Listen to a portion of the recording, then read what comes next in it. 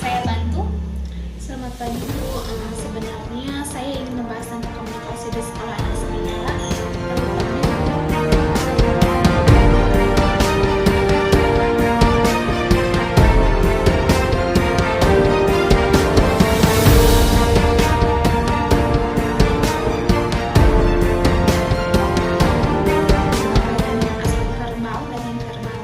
Anak saya Dika terkadang kesulitan berkomunikasi dengan teman-temannya baik secara lisan maupun bahasa tubuh.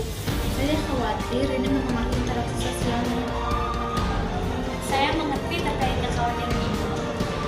Komunikasi memang sangat penting dalam perkembangan anak. Sebelum lebih dalam, apakah Dika kesulitan berbicara atau menyampaikan pikirannya? Atau lebih kepada memahami apa yang orang lain katakan? Sebenarnya Dika tidak kesulitan berbicara, namun ia cenderung pendiam dan lebih sering menjawabkan jawaban pendek. Bahkan dalam situasi di mana dia sebenarnya bisa berbicara lebih banyak. Sementara itu dalam interaksi dengan teman-temannya, dia itu sering tidak terlalu aktif. Pada percakapan kelompok, dia lebih suka mengamati daripada berbicara. Oke, baik. Jadi lebih kepada masalah keaktifan dan berbicara ya. Dalam kasus seperti ini, percaya diri atau mungkin tidak tahu bagaimana memulai percakapan. Apakah ibu atau gurunya pernah mengamati adanya hambatan?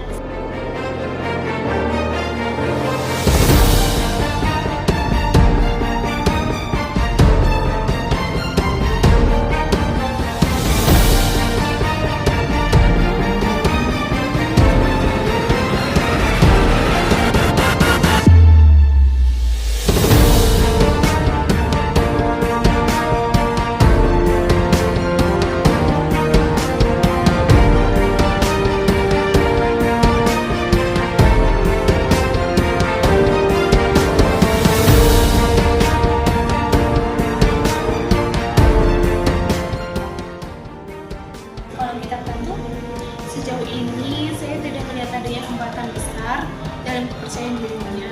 Namun dia memang cenderung lebih pendiam sejak kecil. Di rumah kami sering mendorongnya untuk berbicara lebih banyak, tetapi kadang dia malah terlihat canggung atau bingung harus mulai dari mana. oke, saya paham. Kadang anak yang lebih pendiam bisa merasa terbebani dengan ekspektasi untuk berbicara, terutama di lingkungan sosial yang lebih besar seperti di sekolah. Salah satu cara untuk bisa membantunya adalah dengan menciptakan suasana yang mendukung komunikasi. Misalnya, ibu dapat mendorong putra ibu untuk berbicara tentang hal-hal yang diminati atau memberi kesempatan kepada dirinya untuk berbicara dalam kelompok kecil terlebih dahulu agar dia bisa merasa lebih nyaman. Itu terdengar masuk akal komunikasi pada kalinya, Bu. Untuk di rumah sendiri, kedua orang tua dapat mencoba untuk melibatkan Dika dalam percakapan sehari-hari dengan cara yang tidak menekan. Misalnya, ajak dia berdiskusi tentang topik yang dia sukai, bisa tentang film, buku, atau hal-hal yang dia alami di sekolah. Memberikan perhatian penuh saat sang anak berbicara dapat memberikan feedback positif atau usaha berbicaranya bisa meningkatkan rasa percaya diri. Wah, ide bagus ya. Kami akan mencoba deh untuk lebih sering mengajak Dika berbicara tentang hal-hal yang dia suka di rumah. Namun, saya merasa Dika seringkali tidak tahu harus menunjukkan ekspresi apa ketika berinteraksi dengan teman-temannya. Kadang dia tampak bingung dan tak tahu bagaimana merespon secara nonverbal, seperti tersenyum atau memberikan kontak mata. Komunikasi nonverbal juga memang sangat penting dalam kehidupan sang anak karena banyak pesan yang disampaikan. Terima kasih banyak, Bu. Kami coba deh akan semua saran yang Ibu berikan, harapnya bisa menjadi positif.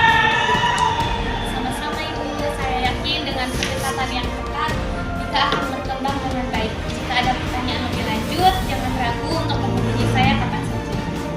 Baik, terima